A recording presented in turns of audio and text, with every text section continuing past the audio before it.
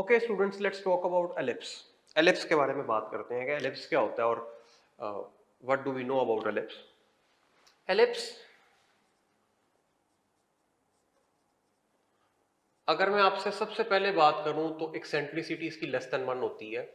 Eccentricity negative तो हो नहीं सकती, तो लेस देन 1 होगी, और इफ इट्स एनी कंसोलेशन तो ये जीरो से ग्रेटर होती है, जीरो सर्कल की होती है। अब एलिप्स के तमाम पॉइंट्स जो होते हैं उनका डिस्टेंस फोकस से कम होता है और डायरेक्ट्रिक्स से ज्यादा होता है। अब अगर मैं ग्राफिकली आपको ये चीज दिखाऊं तो एलिप्स के जो दो केसेस में से एक केस है, उसका एक्सटेंडेड केस जो है वो कुछ इस तरह का होता है। लेट्स से ये एक एलिप्स है, नॉट एक्जैक्टली सिमेट्रिकल, लेकिन it will give you a good idea. इसके अंदर हर चीज ना डबल डबल होती है, क्योंकि आप एक्सिस के दोनों तरफ होते हैं। ये वाला फोकस C0 पे है अगर, तो ये वाला माइनस C0 पे होता है।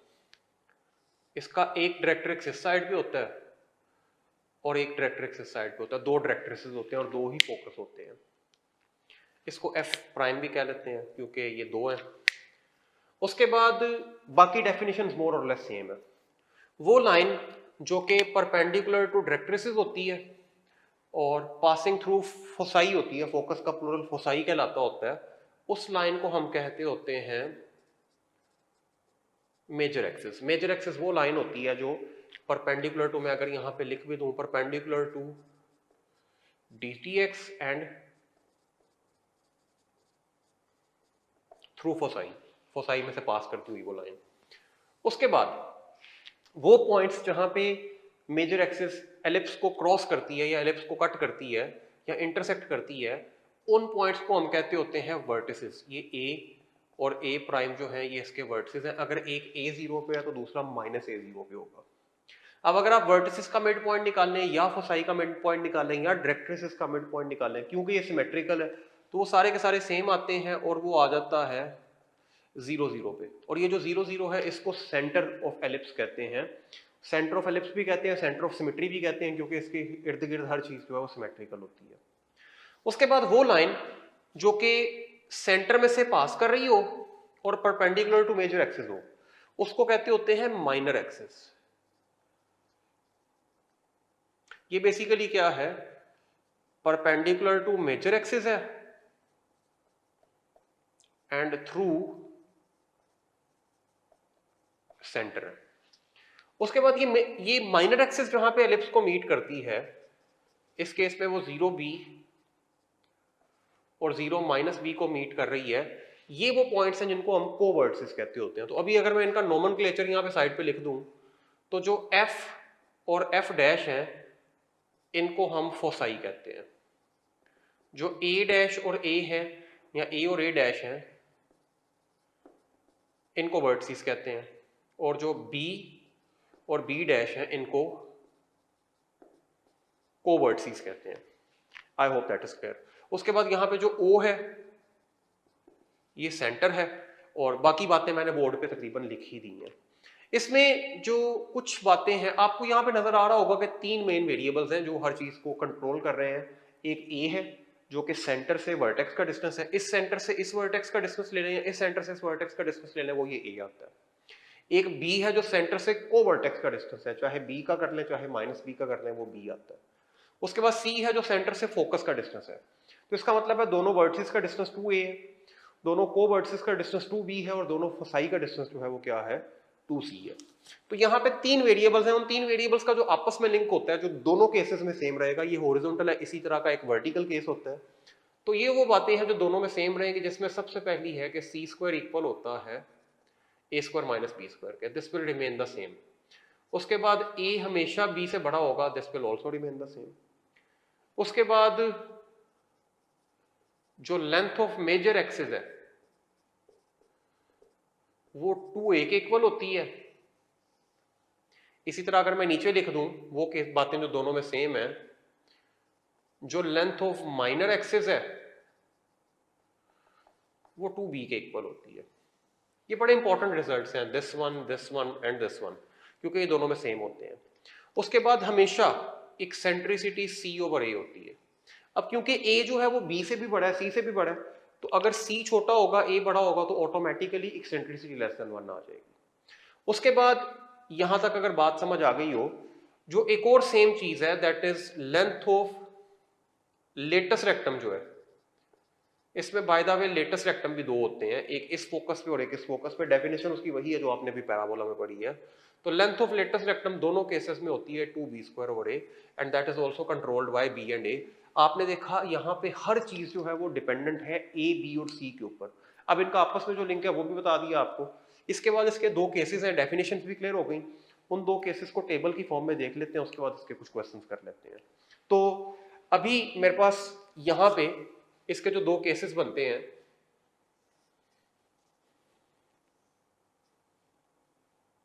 एक तो ये हॉरिजॉन्टल केस है जो आपने देख लिया, एक इसका वर्टिकल केस होता है ये वाला। I am not being able to draw the cases properly but I guess you get the idea. इसके जो कंपोनेंट्स उसको सबसे पहले लिख लेते हैं। अच्छा, एक और चीज जो मैं यहाँ पे इक्वेशन लिख के ही आपको क्लियर करूंगा, इसकी जो इक्वेशन होती है वो कुछ इस तरह की होती है। मतलब ये जो सिंपल वाला केस है, ये हॉरिजॉन्टल वाला, इसमें x² over a² plus y² over b² 1 होता है, a must be greater than b। और यहाँ पे x² over b² plus y² over a² equal to 1 होता है, और यहाँ पे भी a must be greater than b। अब क्वाइट क्लियरली आपको पता चल रहा होगा कि जो हॉरिजॉन्टल केस होता है उसमें a² x² का डिनोमिनेटर होता है, और जो वर्टिकल केस होता है उसमें x² y² का डिनोमिनेटर होता है। इसको ऐसे याद रख सकते हैं कि a² जिसके भी डिनोमिनेटर में है वही वाला केस है, x पे है तो x वाला केस है, y पे है तो y वाला केस है।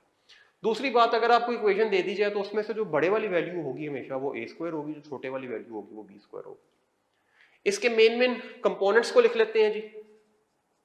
सबसे पहले बात कर लेते हैं सेंटर की। तो सेंटर 0 0 पे है, यहां पे भी सेंटर 0 0 पे है। उसके बाद बात कर लेते हैं फोसाई की। इसके फोसाई जो है वो x एक्सिस पे है, तो प्लस माइनस c0 हो गए, यानी कि एक c0 पे दूसरा माइनस c0 पे है। ये y पे चले जाते हैं तो 0 प्लस माइनस c। उसके बाद बात करते हैं वर्टिसेस की। तो इसके जो वर्टिसेस हैं वो मतलब जहां पे फोसाई होते हैं उसी वाली एक्सिस पे वर्टिसेस भी होते हैं। तो these are plus minus a0 and these are 0 plus minus a। उसके बाद कोवर्टिसेस की अगर मैं बात करूं तो कोवर्टिसेस इसके हैं 0 प्लस माइनस b पे, और इसके हैं प्लस माइनस b0 पे। उसके बाद अगर मैं बात करता हूं इसकी मेजर एक्सिस की, तो इसकी मेजर एक्सिस x एक्सिस है तो उसको y इज इक्वल टू 0 लिख लेते हैं। इसकी x एक्सिस थी तो y इज इक्वल टू 0, इसकी y एक्सिस है तो वो x इज इक्वल टू 0 होगी। एक्सेंट्रिसिटी दोनों केसेस में सेम होती है। इक्वेशन ऑफ डायरेक्ट्रिक्स जो है वो आपके पास होती है x is equal to plus minus c over e square. इसका एक और फॉर्मूला भी होता है। देखें, एक्सेंट्रिसिटी का मैंने बताया वो c ओवर a है, तो अगर मैं c की बात करूंगा तो वो ae होगा। तो c की जगह पे अगर यहाँ पे वो ae पुट कर दूं तो ae ओवर e जो है वो e ही बन जाता है, तो ये a ओवर e भी लिख सकते हैं, जो ज्यादा सिंपल है मेरे ख्याल में, तो आप इसको भी यूज कर सकते हैं। यहाँ पे plus minus y is equal to a over e, c over e square भी लिख सकते हैं इसको। उसके बाद लेंथ ऑफ लेटस रेक्टम जो है वो सेम ही होती है। डायरेक्ट्रिक्स की इक्वेशन भी होगी, माइनर एक्सिस का भी आपको पता चल गया होगा, वो यहीं भी होती है, मतलब उसका ऑपोजिट होगी, ये x इज इक्वल टू 0 और ये y इज इक्वल टू 0। यहाँ तक मेरा ख्याल है आपको समझ आ गई होगी। साथ ही हम इसका जो वो ट्रांसलेटेड केस है उसका भी केस बना लेते हैं ताकि बाद में मसला ना हो, क्योंकि आप पैराबोला पढ़ चुके हैं, ट्रांसलेशन की समझ आ गई होगी। अगर शिफ्ट हो जाए सेंटर h और k पे तो इक्वेशन कुछ ऐसी बन जाती है, यहां पे भी x माइनस एच का स्क्वायर ओवर a स्क्वायर, यहां पे भी a जो है वो b से बड़ा है, यहां पे भी a जो है वो यहां पे b आएगा और यहां पे a आएगा। अब सेंटर जो है वो h और k पे चला गया, यहां पे भी h और k पे चला गया। You can add it to all the equations, all the cases, यानी कि h plus minus c and k, h and k plus minus c। x वाली वैल्यू में h ऐड करता जा रहा हूं, y वाली वैल्यू में k ऐड करता जा रहा हूं। h plus minus a and k, h and k plus minus a। उसके बाद h and k plus minus b, h plus minus B and k, यहाँ पे y is equal to k, यहाँ पे x is equal to h, D T X जो है वो हो जाएगा x is equal to h plus minus a over e and y is equal to k plus minus a over e। जहाँ जहाँ पे x की वैल्यू उसमें h ऐड कर दिया, जहाँ जहाँ पे y की वैल्यू उसमें k ऐड कर दिया। अब इससे रेलिवेंट इसके कुछ क्वेश्चंस देखते हैं। Let's talk with the first one.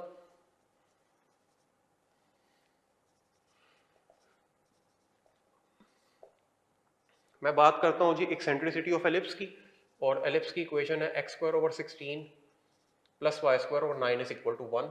यहाँ पे हम इनका सॉल्यूशंस करते जाएंगे। तो options are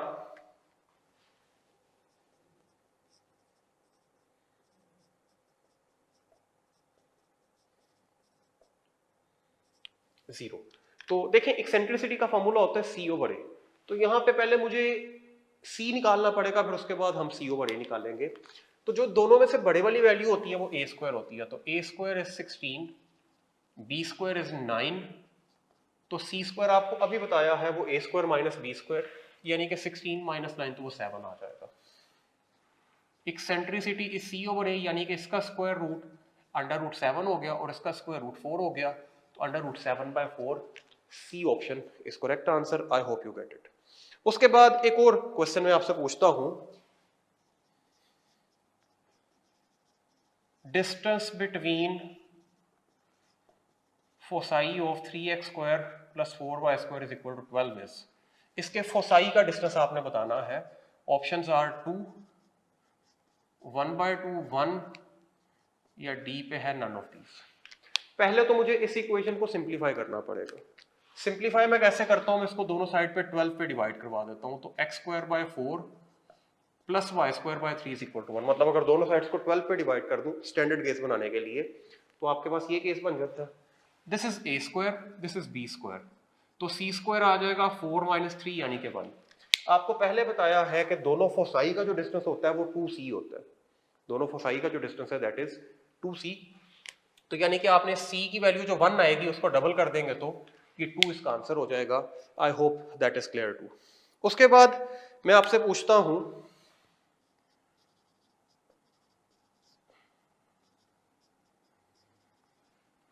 centre of ellipse में फाइंड करना चाह रहा हूं जी 25x square plus 4y square minus 50x 250x minus 16y plus 541 is equal to 0। इसका मैंने सेंटर फाइंड करना है। ऑप्शंस आर 2 5 5 2 5 माइनस 2 या माइनस 5 2। तो ये मेरे पास एक एलिप्स है, उसका मैंने सेंटर फाइंड करना है। एलिप्स जब इस केस में हो उसका सेंटर फाइंड करने का बेहतरीन तरीका होता है पार्शियल डिफरेंशिएशन। पार्शियल डिफरेंशिएशन क्या होती है मैं आपको यहां पे बता देता हूं।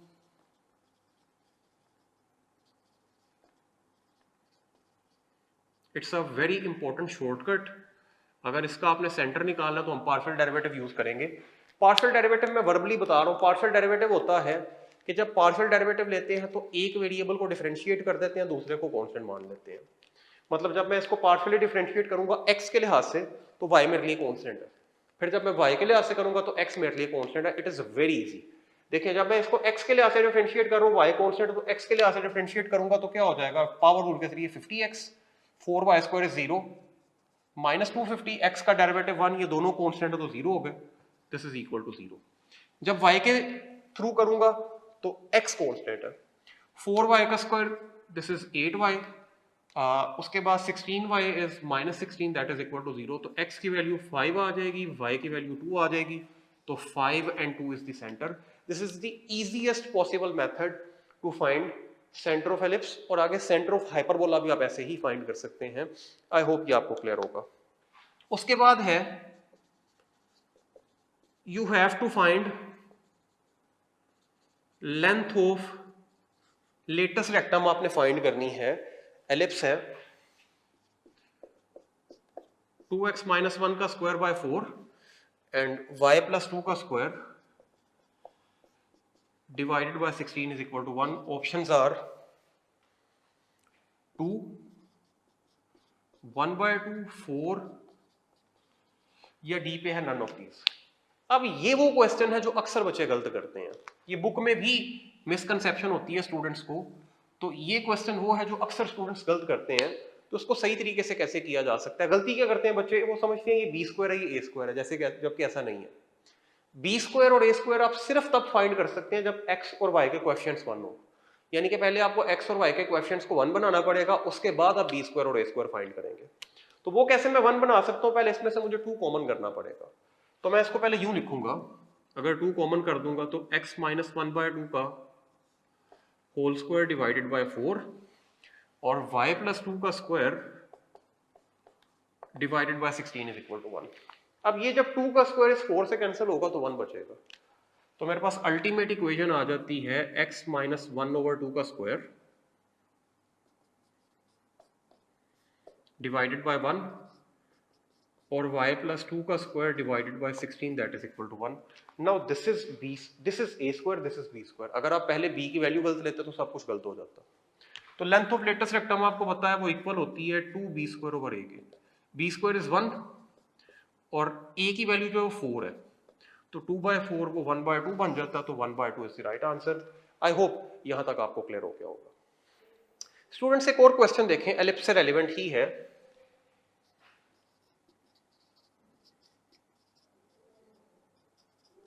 एरिया ऑफ एलिप्स आपने फाइंड करना है, इक्वेशन उसकी है 9x square plus Y square is equal to 18। इसका आपने एरिया फाइंड करना है। ऑप्शंस आर 3 पाई, 16 पाई, 6 पाई या डी है नॉट इनफ डाटा। अब ये एक ऐसा क्वेश्चन है जो नॉर्मली बुक में नहीं देखने को मिलता।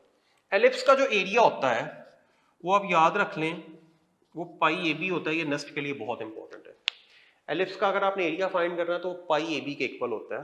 तो एरिया ऑफ एलिप्स जो है उसके लिए आपको ए और बी निकालने पड़ेंगे। उसके लिए पहले इस इक्वेशन को सिंप्लीफाई करता हूं मैं। 18 से अगर डिवाइड कर दूं तो एक्स स्क्वायर ओवर 2 हो जाएगा और Y square over 18 at that is equal to 0 आ जाएगा, 1 आ जाएगा। This is equal to 1। अब ये ए स्क्वायर की वैल्यू 18 है और बी स्क्वायर की वैल्यू 2 है। अगर a निकालूंगा तो वो अंडर रूट 18 है, b की वैल्यू निकालूंगा तो वो अंडर रूट 2 है। तो area is equal to pi under root 2। तो यानी कि pi into under root 36। Under root 36 आपको पता है 6 के इक्वल होता है, तो 6 pi is correct. Charlie is the right option. इसके अलावा भी एलिप्स में कुछ बातें की जा सकती हैं, लेकिन अगर नेस्ट के पॉइंट ऑफ व्यू से बात की जाए तो this is more than enough data जो मैं आपको बता चुका हूं। एलिप्स से रेलेवेंट हमने इतना ही पढ़ना था। अभी हम स्टार्ट करेंगे हाइपरबोला को। Okay students, let's talk about hyperbola, which is last conic section। इसके बाद हम टेंजेंट्स और नॉर्मल्स पे मूव करेंगे। हाइपरबोला क्या होता है जी? अगर मैं एक्सेंट्रिसिटी की बेस पे डिफाइन करूं तो ये ऐसी कॉनिक होती है जिसकी एक्सेंट्रिसिटी ग्रेटर देन 1 होती है। अच्छा, यहां तक बात तो पता चल गई होगी। अब इसको अगर विजुअलाइज करें, इसके भी 2 केस होते हैं जस्ट लाइक एलिप्स। एलिप्स और ये काफी हद तक सिमिलर होते हैं। अगर आपको वो अच्छा समझ आ जाए तो ये आ जाएगा, अगर ये आ जाए तो वो भी आ जाएगा। इसमें this is how it looks like. ये इसका फोकस होता है और ये इसका एक डायरेक्ट्रिक्स होता है, और अगर यहां पे मैं देखूं तो ये इसका दूसरी ब्रांच है। इसको ब्रांचेस कहते होते हैं बेसिकली। ये इसका दूसरा फोकस है और ये इसका दूसरा डायरेक्ट्रिक्स है। यहाँ पे फोकस से डिस्टेंस ज्यादा होगा, डायरेक्ट्रिक्स से डिस्टेंस क्या होगा? कम होगा। ये जो है ये C0 पे होता है और ये वाला जो है ये माइनस C0 पे होता है। दोनों फोसाई का डिस्टेंस 2c ही होता है। उसके बाद वो बात भी सेम है कि वो लाइन जो डायरेक्ट्रिक्स के परपेंडिकुलर हो और फोसाई में से पास करे, उसको हम वहां पे मेजर एक्सिस कहते थे, यहाँ पे ट्रांसवर्स एक्सिस, या दूसरा नाम उसका होता है फोकल एक्सिस कहते होते हैं। और मेरा ख्याल है ये अंडरस्टैंड करने में कोई प्रॉब्लम नहीं होगी कि क्यों फोकल एक्सिस कहते हैं, क्योंकि वो फोकस में से पास कर रही है। फिर वो पॉइंट्स जहां पे फोकल एक्सिस या ट्रांसवर्स एक्सिस हाइपरबोला को मीट करती है, उसको हम उसके वर्टिसेस कहते होते हैं। ये A0 पे चला जाता है और ये माइनस A0 पे चला जाता है। एक A0 पे होगा और दूसरा माइनस A0 पे होगा, मतलब उसी की रिफ्लेक्शन पे होता है। उसके बाद वर्टिसेस का मिड पॉइंट निकाल लें, फोसाई का मिड पॉइंट निकाल लें या डायरेक्ट्रिसिस का मिड पॉइंट निकाल लें, वो सारे के सारे सेम आते हैं। और वो जो आपके पास है वो सेंटर ऑफ हाइपरबोला कहलाता होता है, which is 0 0 in the basic case, ये सेंटर ऑफ हाइपरबोला। डेफिनेशन सारी की सारी सेम है, तो इसलिए मैं उनको अलग से लिख नहीं रहा, क्योंकि बातें वही हैं जो सारी एलिप्स में आपने देखी हैं। उसके बाद वो लाइन जो सेंटर में से पास करती है और एक्सिस के परपेंडिकुलर होती है, उसको हम कहते होते हैं कॉन्जुगेट एक्सिस। अब कॉन्जुगेट एक्सिस जो है वो फिजिकली तो हाइपरबोला को मीट नहीं करती, लेकिन इस पे दो पॉइंट्स होते हैं जो कि इसकी फिगर को बहुत ज्यादा डिफाइन कर रहे होते हैं, फिगर बहुत ज्यादा डिपेंड कर रही होती है उस पर। और ये उसके जो दो एंड पॉइंट्स हैं वो 0 b और 0 माइनस b होते हैं, उसको आप कोवर्टिसेस भी कहते होते हैं। तो ये हाइपरबोला के कोवर्टिसेस आ जाते हैं, ऑल्दो ये फिजिकली मीट नहीं करते जैसे एलिप्स मीट करता होता है। उसके अलावा इसमें जो आखिरी कंपोनेंट है जो बहुत जरूरी होता है वो इसके एसिम्पटोट्स होते हैं। एसिम्पटोट्स ऐसी लाइंस होती हैं जो हाइपरबोला को फिजिकली मीट नहीं करते, लेकिन हाइपरबोला की जो शेप होती है that is highly dependent on these asymptotes. तो ये वो एसिम्पटोट्स हैं, पेयर ऑफ एसिम्पटोट्स हैं जो कि इसके फीचर्स को बहुत ज्यादा डिफाइन कर रहे होते हैं। अब इसके जो मेन कंपोनेंट्स हैं उसके बारे में मैं आपको बता चुका हूं। इसके दो केसेस होते हैं, एक हॉरिजॉन्टल होता है और एक वर्टिकल होता है। हॉरिजॉन्टल केस जो है वो मैंने यहाँ पे बना दिया है। उसके अलावा जो बातें इसमें सेम रहेंगी दो केसेस में वो भी मैं यहाँ पे लिख रहा हूँ, और जो डिफरेंट रहेंगी वो केस टू केस हम देख लेते हैं। हमेशा जो लेंथ ऑफ ट्रांसवर्स एक्सिस है वो 2a होती है, जो लेंथ ऑफ कॉन्जुगेट एक्सिस होती है दैट इज 2b, हमेशा एक्सेंट्रिसिटी c ओवर a होगी, ठीक है, जो कि सेम है। हमेशा c square equal to a square plus b square होगा। एलिप्स के केस में माइनस होता था, यहाँ पे प्लस होगा। यहाँ पे ये बात याद रखनी है कि जो c है वो a से भी बड़ा होता है और जो c है वो b से भी बड़ा होता है। a और b पे कोई कंडीशन नहीं है, a और b में कोई भी बड़ा कोई भी छोटा हो सकता है, इवन इक्वल भी हो सकते हैं। एलिप्स के अंदर तो इक्वल हो ही नहीं सकते थे। उसके बाद ये बात भी हो गई, जो लेंथ ऑफ लेटस रेक्टम है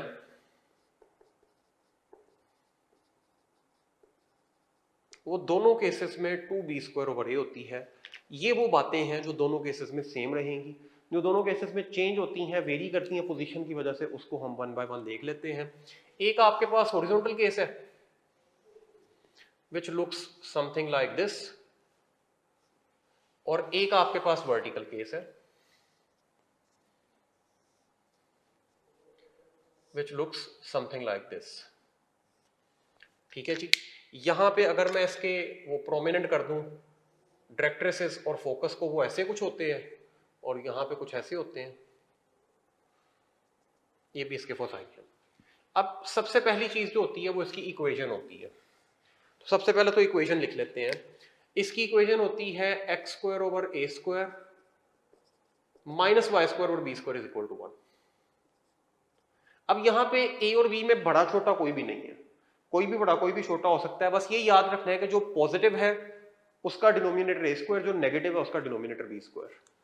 इसी तरह X square over A square negative हो जाता है, plus Y square over B square जो है वो, या X square over B square जो है वो नेगेटिव हो जाता है, और Y square over A square जो है वो क्या हो जाता है, पॉजिटिव। इसको आप उल्ट भी लिख सकते हैं, Y square over A square minus X square over B square, तो that is exactly right as well. तो इस तरह से आप इसको देख लेते होते हैं। ये इसकी इक्वेशन आ गई। उसके बाद इसके जो मेन फीचर्स हैं उनको लिख लेते हैं, और फिर इसके बाद कुछ क्वेश्चंस हो जाएंगे इसके। सबसे पहले सेंटर है, फिर फोसाई है, वर्टिसेस हैं,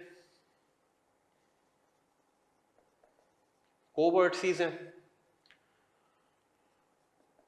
डायरेक्ट्रिक्स है, एक्सेंट्रिसिटी सेम होती है, ट्रांसवर्स एक्सिस है,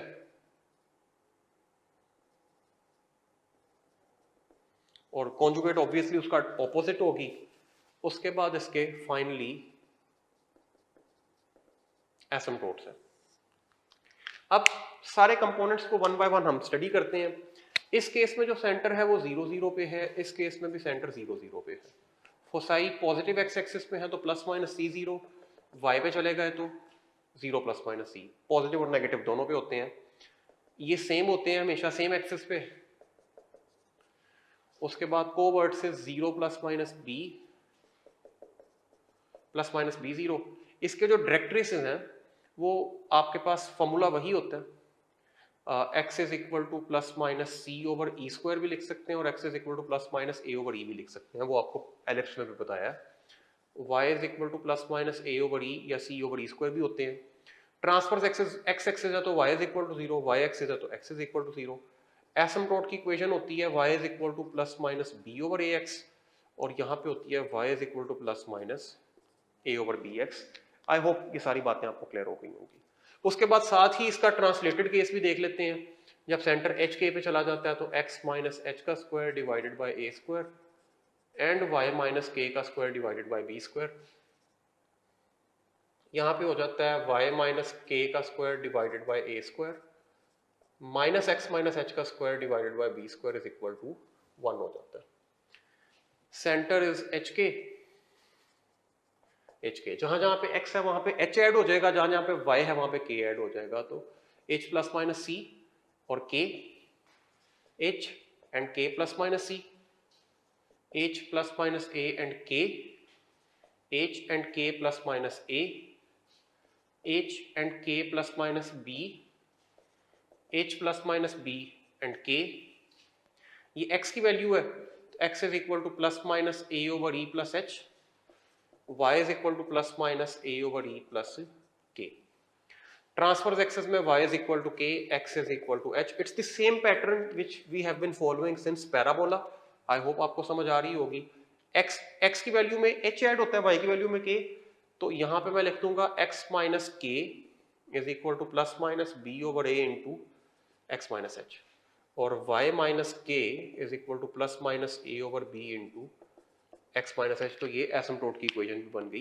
ये सारे के सारे कंपोनेंट्स हमने इसके देख लिए हैं। अभी जरा इसके क्वेश्चंस की तरफ आ जाते हैं। मेरे पास एक क्वेश्चन है कि आपने एक्सेंट्रिसिटी बतानी है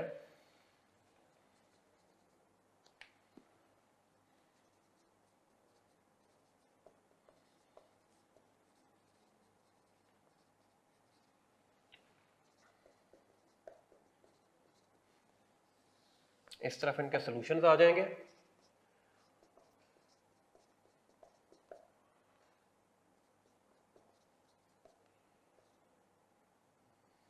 ये मेरे पास इसकी ऑप्शंस है।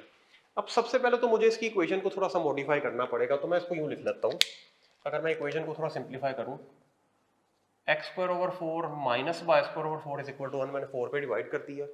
ए स्क्वायर भी 4 है, बी स्क्वायर भी 4 है, तो सी स्क्वायर क्योंकि ए स्क्वायर प्लस बी स्क्वायर होता है तो वो 4 प्लस 4 यानी कि 8 आ जाएगा। Eccentricity is C over A, यानी कि under root 8 over under root 4, तो वो अंडर रूट 2 आ जाता है। तो alpha is the right option. उसके बाद एक और क्वेश्चन है कि इक्वेशन ऑफ डायरेक्ट्रिसेस निकालनी है आपने।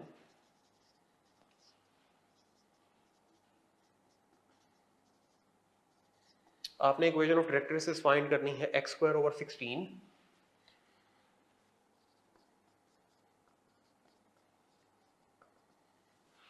Minus Y square over 25 is equal to 1। Options are x is equal to plus minus 41 over 16, x is equal to plus minus 16 over under root 41, x is equal to plus minus under root 41 over 16, या D option है none of these. अब देखें eccentricity निकालना जरूरी है directrices की equation के लिए, क्योंकि ये आपके पास डायरेक्ट्रिसेस की इक्वेशन है प्लस माइनस ए ओवर ई वाली जो है सिंपल केस में। तो सबसे पहले तो मुझे c की वैल्यू निकालनी पड़ेगी बिकॉज एक्सेंट्रिसिटी के लिए जरूरी है। तो वो a square plus B square होता है, यानी कि 16 प्लस 25 दैट इज 41। एक्सेंट्रिसिटी आ जाएगी c ओवर a यानी कि अंडर रूट 41, और a की वैल्यू आपके पास 16 है, a स्क्वायर की 16 है तो a की वैल्यू 4 हो गई। तो इक्वेशन हो जाती है x is equal to plus minus a over e, यानी कि plus minus 4 divided by under root 41 over 4। ये 4 जब ऊपर जाके मल्टीप्लाई होगा तो 16 ही बन जाएगा। तो ये प्लस माइनस 16 ओवर 41 यानी कि बी ऑप्शन हो जाएगी, तो ये इस क्वेश्चन का सोल्यूशन है। आई होप आपको इसकी समझ आ गई होगी। उसके बाद मेरे पास एक और क्वेश्चन है कि आपने ends of conjugate axes find करने हैं।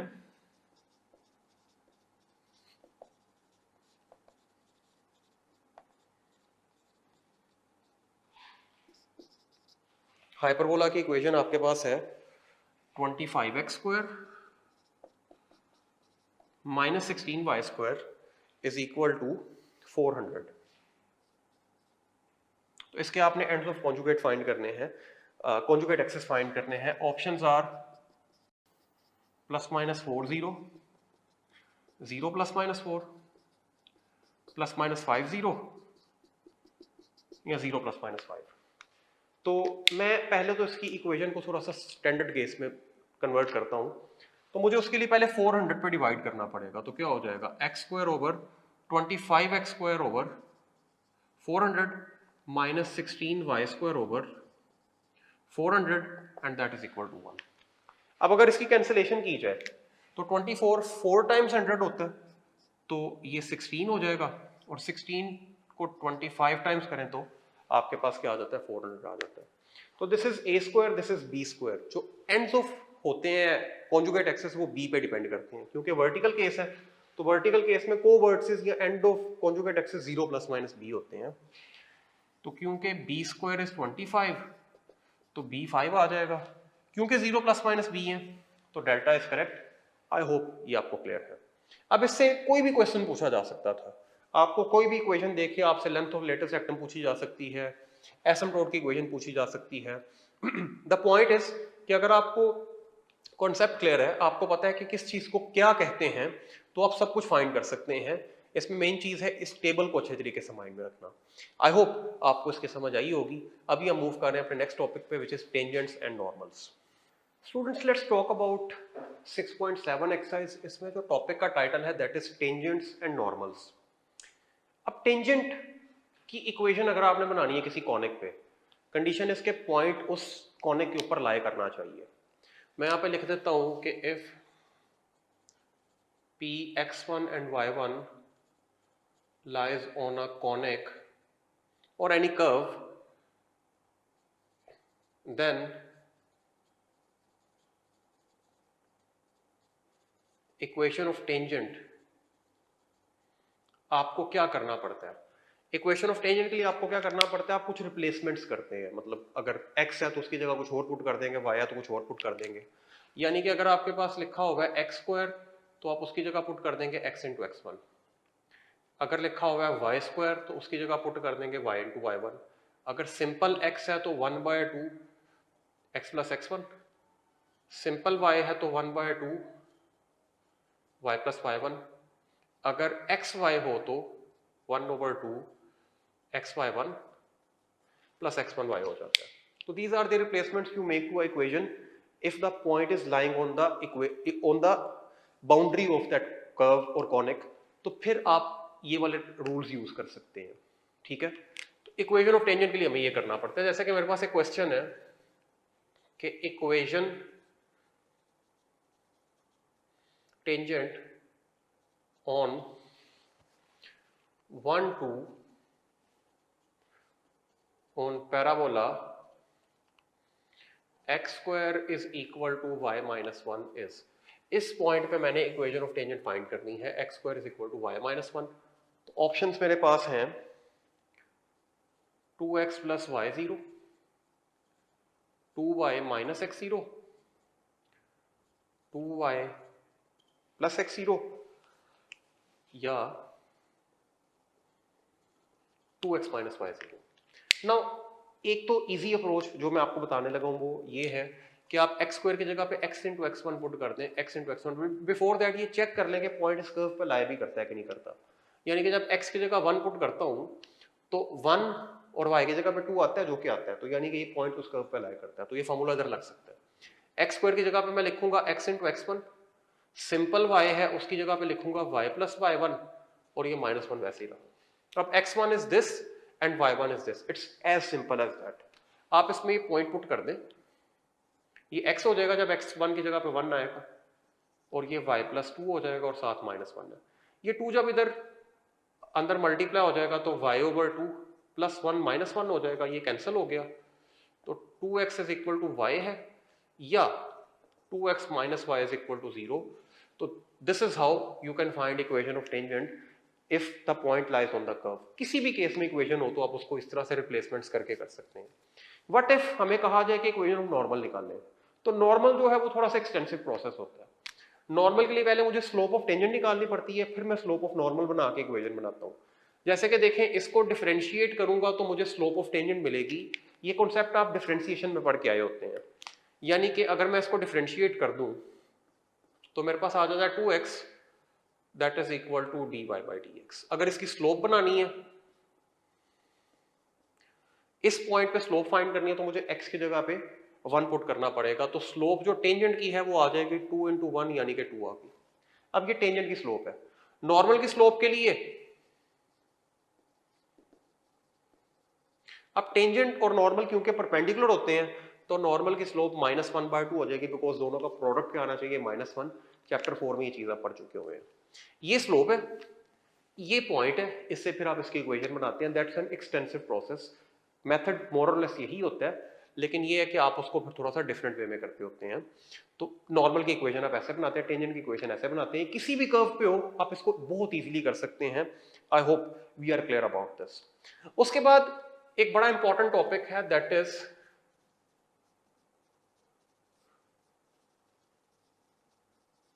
Condition of tangency. कि कोई लाइन कॉनिक पे टेंजेंट हो तो उसकी कंडीशन क्या है। तो मैं यहां पे लिख देता हूं y is equal to mx plus c is tangent to curve. ये डिफरेंट कॉनिक्स हैं, ये मतलब मैं 1 बाय 1 यहां पे लिखता जाता हूं और साथ साथ उसकी कंडीशन भी मेंशन करता जाऊंगा। फर्स्ट कंडीशन है जी सर्कल की, जब x² plus y² is equal to a² हो। ये सिर्फ बेसिक केसेस की मैं कंडीशन बता रहा हूं, केस टू केस वेरी करती है। तो बुक में सिर्फ बेसिक केस डिस्कस है, तो मैं सिर्फ बेसिक केस की कंडीशन यहाँ पे लिखूंगा। उसके बाद पैराबोला है y² is equal to 4ax, ellipse is x² plus a² plus y² over b², और hyperbola is x² over a² minus y² over b² is equal to 1। मैं फिर कह रहा हूं कि अगर कर्व इस पे टेंजेंट हो देन, या इफ अगर टेंजेंट है तो ये कंडीशन है, या अगर ये कंडीशन है तो टेंजेंट है। दोनों तरीकों से बात की जा सकती है।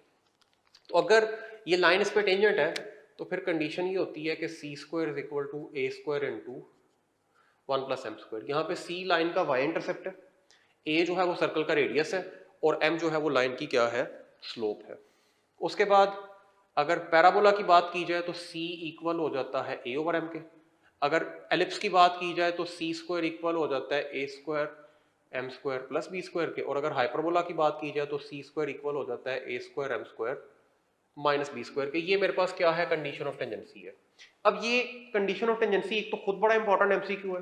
वो आपसे पूछ सकता है कि सर्कल पे ये टेंजेंट है तो कंडीशन क्या है, वो ये कंडीशन है।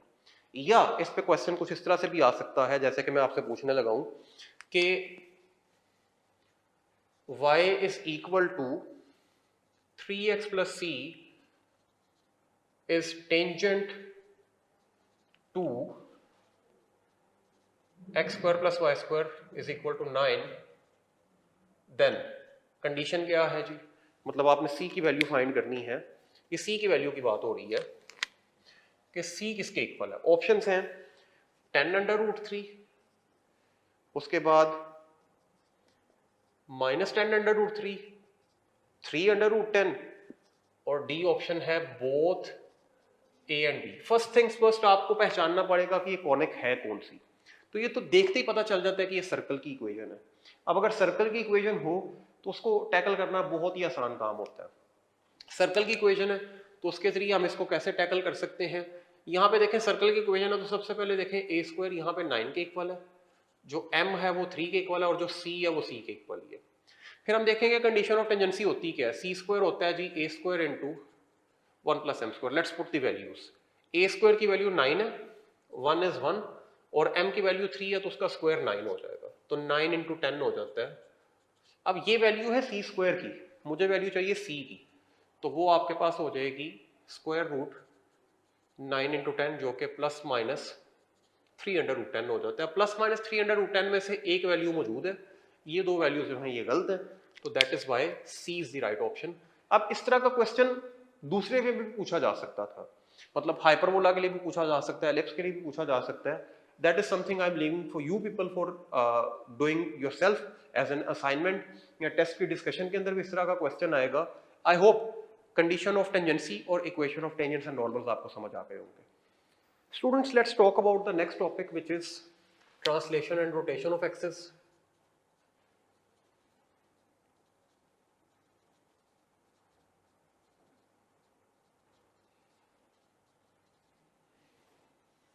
तो ट्रांसलेशन एंड रोटेशन में दो चीजें होती हैं। ट्रांसलेशन होता है कि आपका जो वर्टेक्स है या जो आपका सेंटर है वो शिफ्ट हो जाता है। मतलब अगर आपका सेंटर पहले 0 0, चैप्टर 4 में भी ये चीज आपने पढ़ी होगी, सेंटर अगर पहले आपका जो ओरिजिन था, सेंटर नहीं कहना चाहिए ओरिजिन कहना चाहिए, अगर ओरिजिन आपका लेट्स से शिफ्ट हो जाता है एच के पे, तो जो पॉइंट था एक्स वाई उसके जो कोऑर्डिनेट्स हैं वो कैपिटल एक्स वाई हो जाते हैं।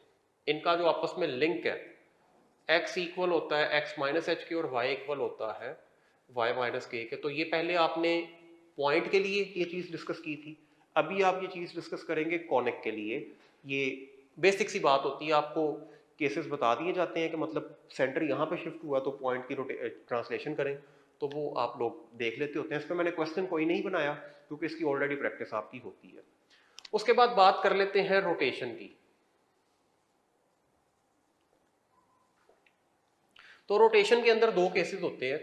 एक तो जब आपके पास मतलब पॉइंट किसी एंगल थीटा पे अगर वो एक्सिस रोटेट कर जाए, तो जो उसके ऊपर सारे के सारे पॉइंट्स हैं उनकी लोकेशन चेंज हो जाती है। अगर पहले मतलब पॉइंट जो था वो एक्स वाई पे था, तो वो after rotation capital X Y पे चला जाता है, अगर थीटा जो है कोई एंगल है जिसके ऊपर रोटेशन कर दी जा रही है। अब इसको याद रखने का एक सिंपल सा तरीका है, वो एक शॉर्टकट ही है। लेट्स से यहाँ पे आप लिख लेते हैं कैपिटल एक्स वाई और यहाँ पे आप लिख लेते हैं स्मॉल एक्स वाई। ठीक है, हॉरिजॉन्टली आप स्मॉल एक्स वाई को लिख लें, वर्टिकली आप कैपिटल एक्स वाई को लिख लें। यहाँ पे लिखें कोस थीटा और उसका डेरिवेटिव आ जाएगा माइनस साइन थीटा। यहाँ पे लिखें साइन थीटा, उसका डेरिवेटिव आ जाएगा कोस थीटा। अब इसको याद कैसे रखना है? अगर एक्स फाइंड करना है तो वो हो जाता है X cos theta plus Y sine theta, और अगर वाई फाइंड करना है तो वो हो जाता है minus X sine theta plus Y cos theta. इसी तरह अगर आपने x की फॉर्म में कैपिटल एक्स वाई को लिखना है तो x इक्वल आ जाता है, इनको इससे मल्टीप्लाई करवा दें, यानी कि x cos theta minus Y sine theta, और y इक्वल आ जाता है x sine theta plus Y cos theta. तो ये आपके पास इसकी रोटेशन के फॉर्मूलाज हैं। आई होप अगर ये चीज आप याद रख लें तो इसको माइंड में रखने में आसानी होगी। उसके बाद इस पे क्वेश्चन देखें कि equation referred to new axis for xy is equal to 1 if axes are rotated at theta is equal to 45। अगर थीटा इज इक्वल टू 45 पे एक्सिस को रोटेट किया है तो उसमें क्या चेंज आता है? Options are X square minus Y square is equal to 1, X square minus Y square is equal to 2, X square plus Y square is equal to 2, या डी ऑप्शन है none of these. It's very simple. देखें, आपने small X Y से capital X Y में जाना है, तो small X Y से कैपिटल एक्स वाई में जाना हो तो क्या होता है? एक्स कोस थीटा, ये स्मॉल एक्स की वैल्यू मैं यहाँ पे पुट कर रहा हूँ और स्मॉल वाई की वैल्यू उसके साथ आ जाएगी, माइनस वाई कोस थीटा और X sine theta plus Y cos theta, and that should be equal to 1। मैंने एक्स की जगह पे और वाई की जगह पे उसकी वैल्यूज लिख दी। अब कोस थीटा करें या साइन थीटा करें, दोनों 1/√2 होते हैं।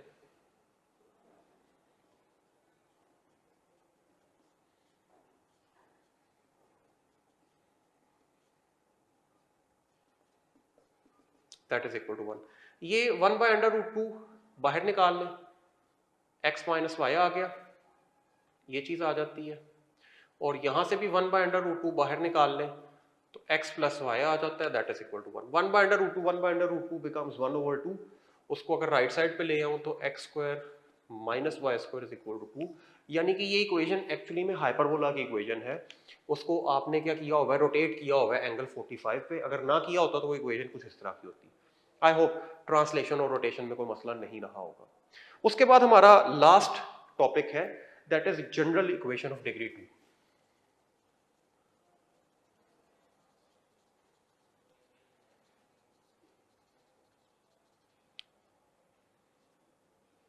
ये जनरल इक्वेशन ऑफ डिग्री 2 क्या होती है जी? जनरल इक्वेशन ऑफ डिग्री 2 कुछ इस तरह की होती है, A X square B Y square 2h(xy) plus 2g(x) plus 2fy plus c is equal to 0। ये एक ऐसी इक्वेशन है जो सर्टेन कंडीशंस में हर कॉनिक को रिप्रेजेंट कर सकती है। अब ये किसको रिप्रेजेंट करती है, ये केसेस आपको माइंड में रखने पड़ेंगे।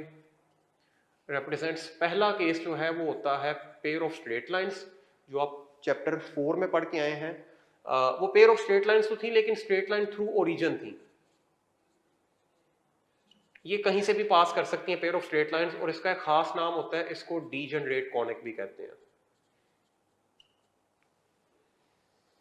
पेयर ऑफ स्ट्रेट लाइंस या डीजनरेट कॉनिक को कब रिप्रेजेंट करती है, अगर ये डिटर्मिनेंट 0 हो जाए।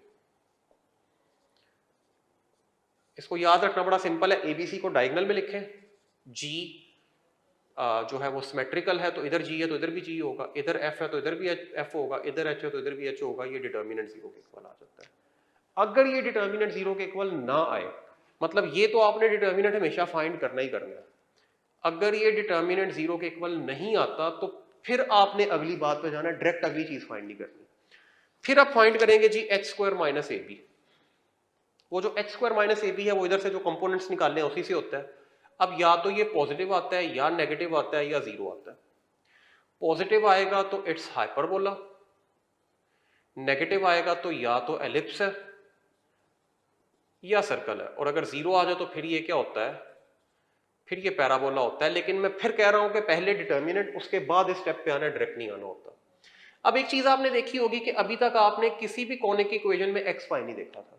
ये एक्स वाई जो है ये रोटेशन की वजह से आता है, आपने प्रीवियस क्वेश्चन में देखा भी है। तो रोटेशन को खत्म करने के लिए एक चीज होती है, उसको एंगल ऑफ रोटेशन कहते हैं, उसका भी एक फॉर्मूला है। तो जो एंगल ऑफ रोटेशन है उसका जो फॉर्मूला होता है वो होता है tan 2 theta that is equal to 2h over a minus B. यानी कि अगर आपने फाइंड करना है कि किस एंगल पे रोटेट करेंगे तो रोटेशन खत्म होगी, तो वो इस फॉर्मूले के जरिए किया जाता है। I hope that is clear too. अभी इस पे एक आध क्वेश्चन देखते हैं, आपको इसकी मजीद समझ आ जाएगी। मेरे पास क्वेश्चन है कि X square plus Y square plus X Y plus 2x plus 2y plus 1 is equal to 0 represents. ये किसको रिप्रेजेंट करता है जी? ऑप्शंस हैं। अब ये मुझे देख के पता चल गया ये सर्कल नहीं हो सकता, क्योंकि सर्कल के अंदर आपको पता है एक्स वाई टर्म नहीं होती। सर्कल में तो एक्स वाई टर्म आ ही नहीं सकती, रोटेट कर भी ले तो वो सर्कल ही रहता है, सेम फॉर्मेशन में ही रहता है। तो ये सर्कल का जो स्लैश है ये कोई इतना इंपॉर्टेंट नहीं है, क्योंकि आपको सर्कल की इक्वेशन में कंफ्यूजन कभी होती नहीं, कंफ्यूजन बाकियों में होती है। तो options are pair of straight lines, second option is ellipse, third is hyperbola, and fourth is parabola. It's pretty straightforward question. आपको सिर्फ कंपोनेंट्स को फाइंड आउट करना है। देखें ए की जगह पे 1 है, इनको कंपेयर कर रहा हूं मैं दोनों को। ए की जगह पे 1, बी की जगह पे 1, ये 2h है, 2h की जगह पे भी 1 है, 2g की जगह पे 2, 2f की जगह पे 2 और c की जगह पे भी 1 है। If I plug in the values in the determinant, अगर मैं डिटर्मिनेंट में ये सारी वैल्यूज पुट कर दूं तो a b c है, a भी 1, b भी 1, c भी 1, फिर g भी 1 है, 1 1, this is also 1 and this is 1। अब जो है ये h, ये 1/2 है, इसकी जगह पे 1/2 आता है। Let's expand it. मैं इसको r1 से ही एक्सपैंड कर रहा हूँ। जब r1 से एक्सपैंड करूंगा 1 वैसे ही रहा, ये रो ये कॉलम छोड़ दें तो 1 - 1, ये से मल्टीप्लाई, ये से मल्टीप्लाई, ये -1/2 हो जाता है। ये वाली रो ये वाला कॉलम छोड़ दें तो 1/2 -1, ये 1/2 से मल्टीप्लाई, ये 1 से मल्टीप्लाई, और फाइनली ये वाला 1 ये वाली कॉलम रो और कॉलम छोड़ दें तो दिस इज आल्सो 1/2 and 1, ये से मल्टीप्लाई, ये से मल्टीप्लाई, दिस इज 0, और ये आपके पास क्या आ जाता है अगेन -1/2 और ये 1 इंटू -1/2, तो ये 1/4 हो जाता है, ये 1/2 आ जाता है। तो इसको अगर आप देखें तो 2 - 4/4 आ जाएगा, तो ये -1/2 हो जाएगा, बिकॉज 2 - 4 इज -2 और वो जब 4 पे डिवाइड होगा तो -1/2 बन जाता है, जो कि 0 के इक्वल तो नहीं है, यानी कि ये पेयर ऑफ स्ट्रेट लाइंस तो नहीं है। ये काम करना ही करना है। उसके बाद मैं अगली चीज पे आऊंगा, that is h² - ab। h² - ab क्या हो जाएगा, h की वैल्यू 1/2 है, तो ये 1/4 हो जाएगा, a भी 1 है, b भी 1 है, तो 1/4 - 1 जो है -3/4 हो जाता है, विच इज लेस देन 0। तो h² - ab अगर लेस देन 0 हो तो फिर ये किसको रिप्रेजेंट करता है, ये एलिप्स को रिप्रेजेंट करता है। तो this equation represents an ellipse. I hope ये आपको समझ आ गया होगा। इसके बाद हमारा क्वेश्चन है कि to remove xy term from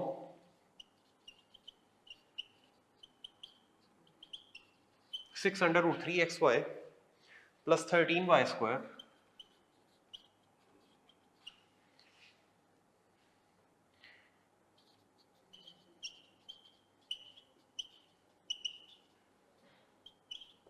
axis को किस एंगल पर रोटेट करना चाहिए। ऑप्शंस आर 45, 60, 120 और 30।